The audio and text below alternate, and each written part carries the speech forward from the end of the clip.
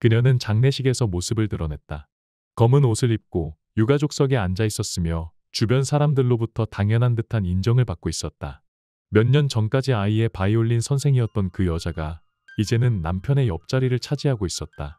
죽음으로 끝났어야 할 모든 것이 그날 다시 시작되었다. 진실은 묻히지 않았고 오히려 가장 끈질긴 형태로 다시 살아났다. 그 여자의 입가에는 웃음이 있었고 모든 시선은 그녀를 배우자로 받아들이고 있었다. 하지만 이 이야기는 단순한 질투나 배신의 문제가 아니다. 그녀가 숨기고 있었던 법적 허점 그리고 그 뒤에 얽힌 재산 이전의 흔적, 그 모든 건 마치 정교하게 짜인 각본처럼 움직이고 있었다. 나는 몇 년 전 한 여인의 의뢰를 받아 이 사건에 발을 들였다. 그녀는 남편의 지갑에서 발견한 낯선 약 하나로부터 시작해 작은 의심을 안고 내게 왔다. 그리고 그 의심은 가정 전체를 무너뜨릴 거대한 조각의 첫 단서였다. 몇 년 후 그녀는 다시 내 앞에 섰다. 예전과는 다른 얼굴이었다. 이번엔 불안도 눈물도 없었다. 오직 한 가지 단단한 확신과 차가운 결심만이 남아있었다. 이 사건은 단지 누가 사랑받았는지를 묻는 이야기가 아니다. 누가 진실을 끝까지 포기하지 않았는지, 그리고 그 진실이 얼마나 무섭게 돌아오는지를 보여주는 이야기다. 과연 이 이야기의 진실은 무엇일까요? 좋아요와 구독, 알림 설정 잊지 마시고 방탐정의 이중 파일과 함께 끝까지 지켜봐주세요. 창밖에는 눈발이 성기게 흩날리고 있었다. 비정한 겨울의 공기가 사무실 창문을 두드리던 그날, 문이 조심스럽게 열렸다. 낯빛이 잿빛으로 바랜 여인이 조용히 들어왔다. 그녀는 짙은 코트를 벗지도 않은 채 소파에 앉았고 나는 그녀의 눈동자에서 익숙한 감정을 읽었다. 의심, 분노, 그리고 무엇보다 깊은 혼란. 혹시 상담 가능할까요? 서윤서 씨였다. 그녀는 서류 가방을 열어 사진 몇 장을 꺼내더니 떨리는 손끝으로 테이블 위에 펼쳐놓았다. 한 장은 남편의 여권 사본, 또 한 장은 병원 진료카드, 그리고 나머지 한 장은 알약. 정확히는 파란색 코팅이 된 정제 약 하나였다. 남편 지갑에서 이걸 발견했어요. 발기부전 치료제예요. 이름은 타다라필. 목소리는 낮았지만 분명했고 그녀는 천천히 말을 이었다. 우린 꽤 오랫동안 잠자리를 하지 않았어요. 남편은 일이 많다고 했고 나도 굳이 강요하지 않았죠. 근데 이런 약을 지갑에 넣고 다닌다는 게 전 이해가 안 돼요. 그녀의 눈이 붉게 충혈되어 있었다. 의심은 이미 그녀의 삶을 갉아먹고 있었고 나는 알 수 있었다. 그녀가 여기까지 온 건 단순한 불안 때문이 아니었다. 그녀는 무언가를 확신하고 싶어 하지 않는 채로 단 하나의 진실만을 원하고 있었다. 휴대폰도 바뀌었어요. 이전엔 비밀번호였는데 지금은 지문으로만 열려요. 알림 소리도 모두 꺼놨어요. 어느 날은 밤중에 누가 전화를 했는데 그는 조용히 베란다로 나가더군요. 나는 그녀의 말을 조용히 들으며 메모를 이어갔다. 여기서 중요한 건 그녀가 믿고 싶지 않아 한다는 점이다. 대부분의 의뢰인들은 그랬다. 진실을 밝히려 찾아오지만 사실은 진실을 외면하고 싶은 마지막 희망을 품고 온다. 혹시 다른 증거는 없으신가요? 그녀는 가방에서 또 하나의 서류 봉투를 꺼냈다. 안에는 그가 최근 몇 달간 결제한 카드 내역, 전화 기록, 그리고 딸아이의 바이올린 수업 스케줄이 있었다. 나는 그 리스트에서 한 이름을 확인했다. 강혜원, 딸 오수아의 바이올린 선생. 매주 금요일 오후 4시 반 수업, 그리고 추가로 30분간 아이 봐주기. 선생님이 직접 제안했어요. 금요일마다 제가 어머니 간병 때문에 병원에 가야 하거든요. 남편은 6시쯤 도착하니 그 사이 잠깐 수아랑 놀아주면 좋겠다면서요. 믿었어요. 그 여자 결혼도 했고 애도 있다고 했으니까요. 그녀는 그 말을 하며 손끝을 조여왔다. 그리고 문득 고개를 떨궜다. 그런데 어느 날은 수아가 말했어요. 혜원쌤이 아빠랑 주방에서 얘기하다가 나한테 초콜릿 주고 올라갔어. 그 순간 무서웠어요. 나는 침묵 속에서 그녀의 말이 흩어지길 기다렸다. 그리고 조용히 말했다. 카메라 설치를 권해드립니다. 그 여성이 의심되는 장소, 특히 아이 방 근처에. 그녀는 잠시 망설였지만 고개를 끄덕였다. 제발, 제가 미친 게 아니었다는 걸 확인해주세요. 그때 내 마음속엔 단순한 판단 이상의 무언가가 일고 있었다. 이런 사건은 수없이 봐왔지만 이상하게 이 여성에게선 묘한 공감이 느껴졌다. 그건 아마도 그녀가 끝까지 믿고 싶어 했던 사람에게서 스스로 진실을 확인하겠다는 마음이었을지도 모른다. 우리는 작업을 시작했다. 그의 퇴근 루트를 따라가고 금요일의 동선을 분석했다. 딸의 수업 시간, 아내의 병원 방문 시간, 그리고 강혜원의 입실 시각. 모든 조각은 천천히 맞춰지고 있었고 나는 직감적으로 알 수 있었다. 이 사건 단순한 불륜으로 끝나지 않을 거라고. 조사는 비교적 순조롭게 진행되었다. 우리는 오진우 씨의 동선을 일주일간 추적했다. 그는 아침 일찍 출근했고 저녁이면 제 시간에 퇴근했다. 점심은 대체로 회사 근처 편의점에서 간단히 해결했으며 종종 디저트를 포장해 귀가했다. 표면적으로 보면 아무런 문제가 없어 보였다. 그러나 이럴 때일수록 나는 항상 두 번 생각한다. 모든 것이 평범해 보일수록 어딘가에 반드시 균열이 있다. 강혜원.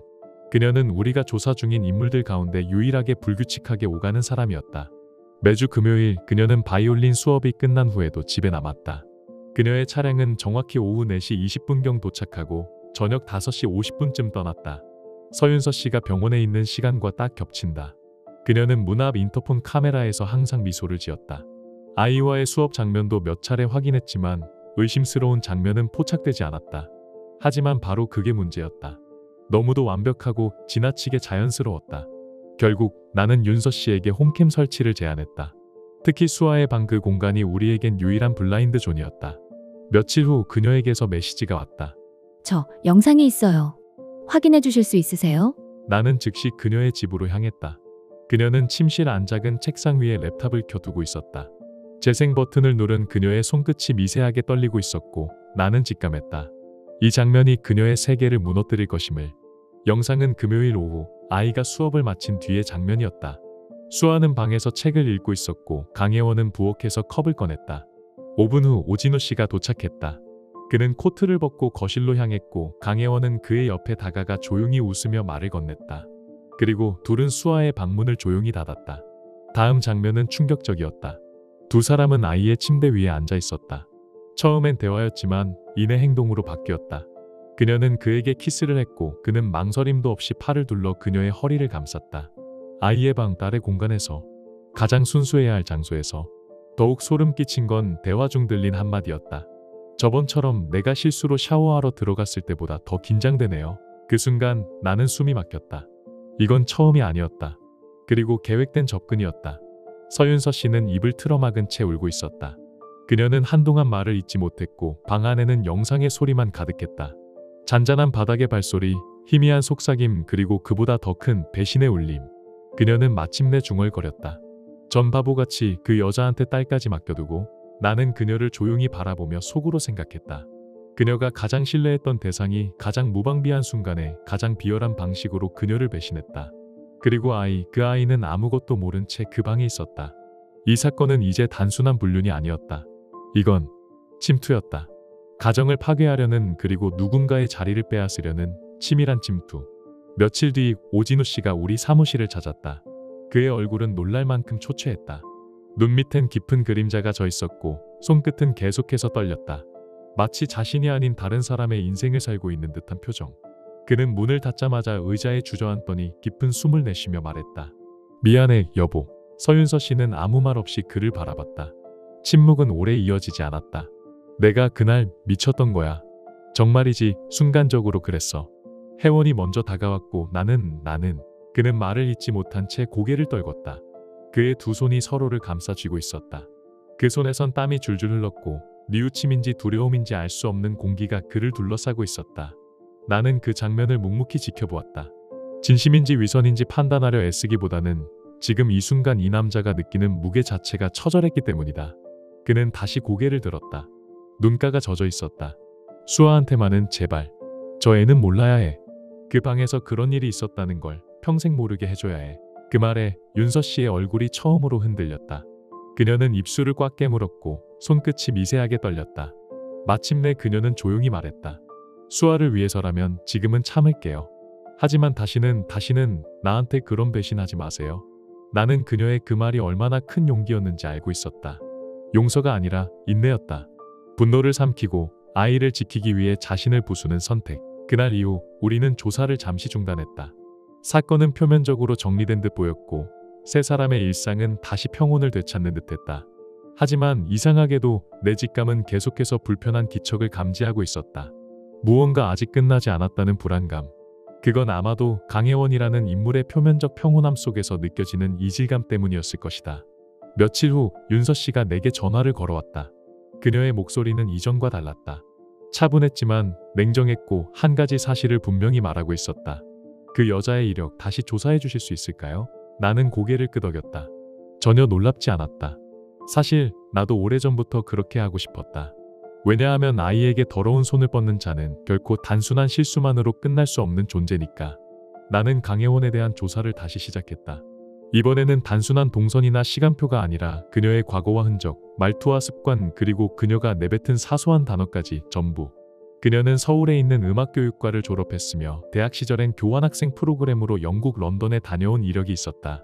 당시 그녀의 SNS에는 첼리스트가 되고 싶다, 유학 준비 중이라는 글들이 자주 올라왔다. 그러나 3년 전 돌연 게시물들이 사라졌고 그녀의 계정은 폐쇄되었다. 그 후 그녀는 결혼을 했고 남편은 소규모 수입 가구 사업을 운영했다. 하지만 사업은 곧 무너졌고 채무 소송이 이어졌으며 그녀는 생활비를 위해 개인 레슨을 시작했다. 그리고 그 즈음 서윤서 씨의 딸 수아가 바이올린을 배우기 시작했다. 나는 모든 퍼즐을 다시 맞췄다. 강혜원이 처음 수아를 가르친 날 그녀는 우연히 윤서 씨와 대학 시절 동문임을 언급했다. 당시 윤서 씨는 별 생각 없이 반가워했지만 지금 생각해보면 그녀는 그때 이미 계산하고 있었다. 그녀는 수업 시간 중 우연을 가장에 물을 쏟고 윤서 씨의 집 욕실을 빌려 샤워를 했다. 그 일은 단지 작은 해프닝처럼 보였지만 사실은 영역 침투의 시작이었다. 그리고 결국 그녀는 매주 금요일 30분간 아이를 돌본다는 명분으로 집안에 홀로 남게 되었고 그 사이에 오진우가 도착했다. 그들의 관계는 그렇게 시작되었고 강혜원은 점차 남편의 신뢰를 얻었다. 그녀는 오진우가 CEO이며 자금 운용 능력이 있다는 사실을 알게 되었고 모든 건 거기서부터 가속화되었다. 윤서 씨는 내 설명을 조용히 듣고 있었다. 그녀의 눈빛은 더 이상 흔들리지 않았다. 분노도 슬픔도 넘어서 이제는 정확한 복수를 위한 냉철한 결심만이 남아있었다. 그럼 그 여자의 남편은 지금 뭐하고 있죠? 그녀의 물음은 예리했고 나는 준비해 둔 자료를 펼쳤다. 강혜원의 남편, 이름은 정민수. 현재는 부모가 운영하던 지방 공장을 물려받아 잠시 지방에 머무르고 있었다. 부부는 별거 중이었고 강혜원은 지인들에게 이혼 준비 중이라는 말을 자주 했지만 법적으로는 아직 혼인 상태였다. 나는 조용히 말했다. 이 타이밍이 좋습니다. 움직이시죠. 며칠 후 윤서 씨는 정민수의 집을 찾았다. 그녀는 차분하게 그러나 단호하게 문 앞에 서 있었다. 그녀의 손엔 우편으로 전달될 고소장 복사본이 들려 있었다. 강혜원이 정민수 씨에게 숨긴 진실 그리고 그로 인해 파생된 민사적 피해, 모든 내용이 그 서류 안에 담겨 있었다. 문이 열리고 짧은 대화가 오간 후 정민수는 말을 잇지 못했다. 그의 표정은 복잡했다. 배신과 분노, 당혹과 슬픔이 엉켜 있었다. 그리고 그날 밤 강혜원은 정민수와 극렬하게 싸운 끝에 짐을 싸들고 집을 나왔다. 두 사람의 결혼 생활은 공식적으로 종료 수순에 들어갔다. 표면적으로는 그렇게 모든 게 마무리되는 듯 보였다. 그러나 나는 그때 이미 느끼고 있었다. 이 이야기는 아직 끝나지 않았다. 그 사건 이후로 서윤서 씨는 조용히 일상을 회복해가는 듯 보였다. 그녀는 남편 오진우 씨와 아이를 위해 다시 가정을 이어갔고 모든 걸 모르는 수아는 다시 환하게 웃기 시작했다. 표면적으로는 아무 일도 없었던 것처럼 시간은 그렇게 흘러갔다. 그런데 몇 년이 지나고 잊혀질 법한 어느 날 문득 내 사무실 문이 열렸고 익숙한 얼굴이 다시 들어섰다. 윤서 씨였다. 그녀의 얼굴엔 예전처럼 분노도 눈물도 없었다. 대신 피곤함과 말로 설명할 수 없는 허탈함이 묻어 있었다. 그 사람 죽었어요. 그녀는 그렇게 조용히 말했다. 그 말은 마치 누군가 내 등 뒤에서 조용히 칼을 대는 듯한 느낌을 주었다. 나는 천천히 고개를 끄덕였다. 밴쿠버에서 급성 심근경색으로요. 대사관에서 연락받았어요. 유골은 현지에서 화장되었고 장례식이 치러졌대요. 나는 한동안 말이 없었다. 죽음은 때때로 모든 죄를 묻고 끝내는 마지막 장치처럼 작동한다. 하지만 이 죽음은 너무 조용하고 너무 계획적인 듯했다. 그런데 그녀가 말을 이었다. 장례식에 강혜원이 있었어요. 나는 펜을 쥐던 손을 멈췄다. 그 여자가 검은 옷을 입고 유가족 자격으로 조문객을 맞이하더라고요. 그리고 사람들 앞에서 이렇게 말했어요. 남편은 항상 따뜻한 사람이었고 우리는 마지막까지 행복했다고요. 그 순간 윤서 씨의 눈이 붉게 물들었다. 오랜 시간이 흘렀음에도 그녀 안의 분노는 결코 사라지지 않았다는 듯이 나는 다시 기록을 펼쳤다. 오진우 씨는 미국 시민권자였고 팬데믹 직전 밴쿠버로 출국했다. 당시 명분은 현지 사업 확장 및 수아의 유학 준비. 하지만 그 출국 이후 그는 한국으로 돌아오지 않았다. 그녀는 기다렸다. 처음엔 한두 달이라 생각했고 곧 코로나19가 전 세계를 강타하면서 그 기다림은 몇 년으로 이어졌다. 그리고 드디어 재회의 날이 다가온다 생각했던 시점. 그녀는 죽음의 소식을 전해받았고 장례식장에서 강혜원과 다시 마주했다. 나는 조용히 그녀에게 물었다. 혹시 그동안 연락이 끊긴 시기가 있었나요? 그녀는 고개를 끄덕였다. 출국 전 그 사람이 위험한 투자 문제에 휘말렸다고 했어요.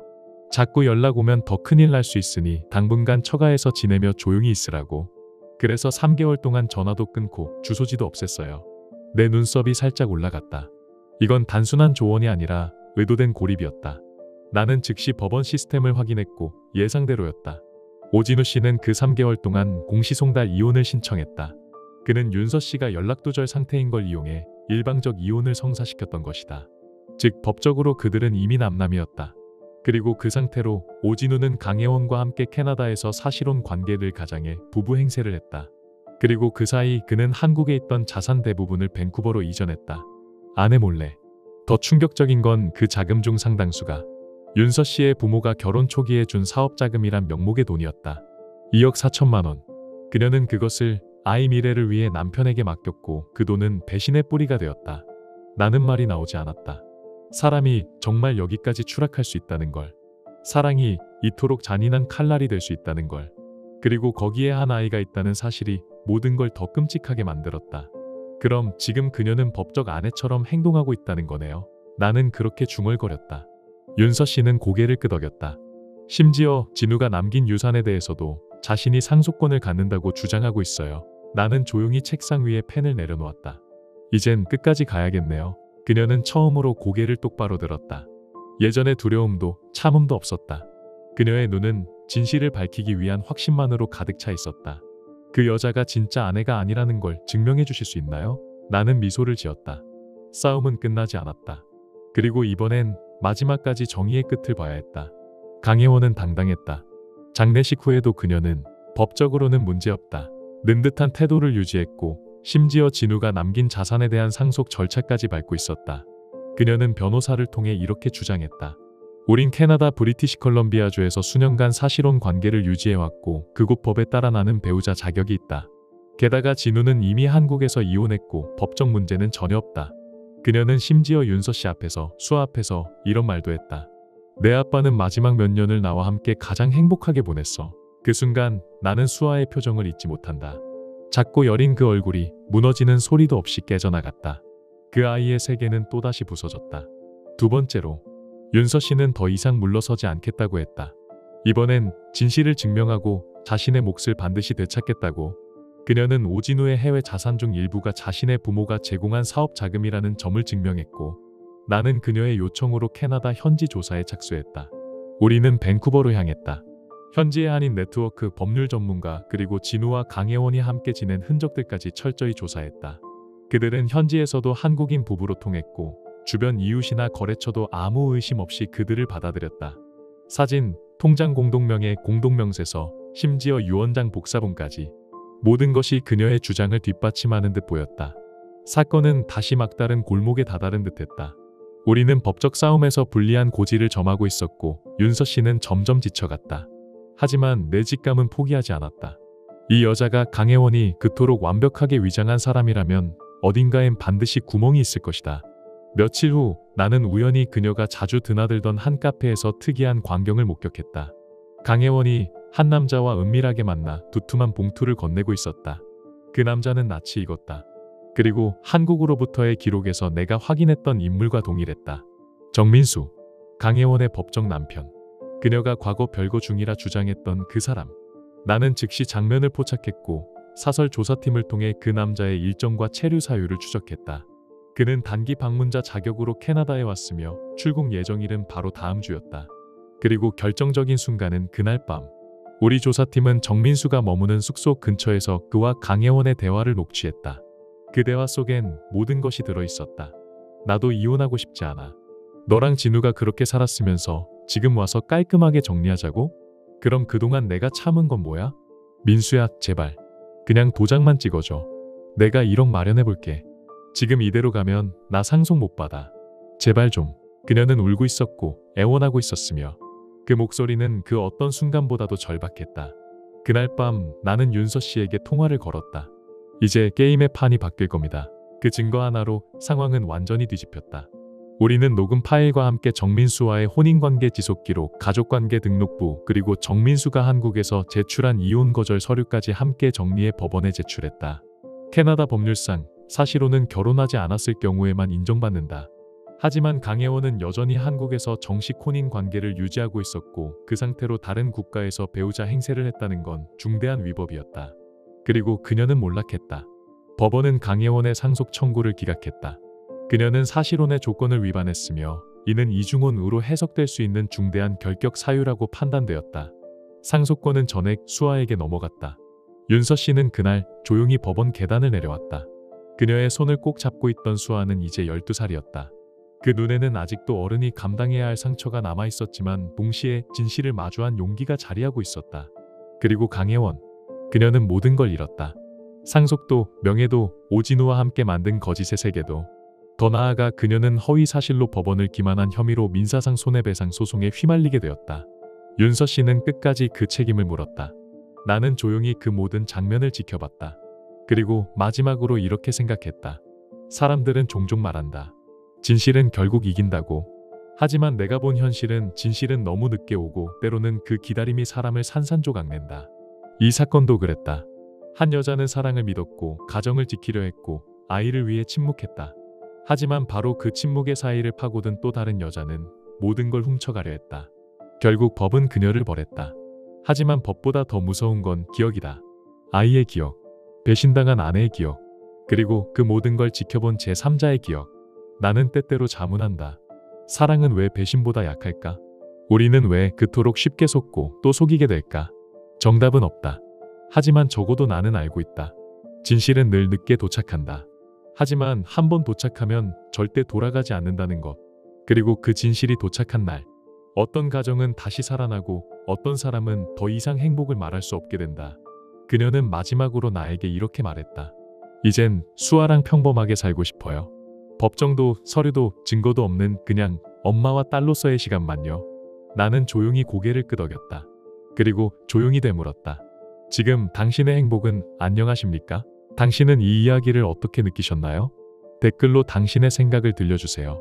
이 이야기가 여러분께 작은 감동이 되었거나 잠시 멈춰 삶을 돌아보게 하는 계기가 되었다면 혹은 바쁜 일상 속에서 따뜻한 위로가 되어주었다면 그것만으로도 저희는 더할 나위 없이 기쁩니다. 여러분의 좋아요와 댓글 그리고 구독은 이러한 이야기들이 더 많은 사람들에게 닿을 수 있도록 따뜻한 다리 역할이 됩니다. 끝까지 함께해 주셔서 진심으로 감사드립니다. 늘 평안하시고 사랑과 진심이 가득한 하루 되시길 바랍니다.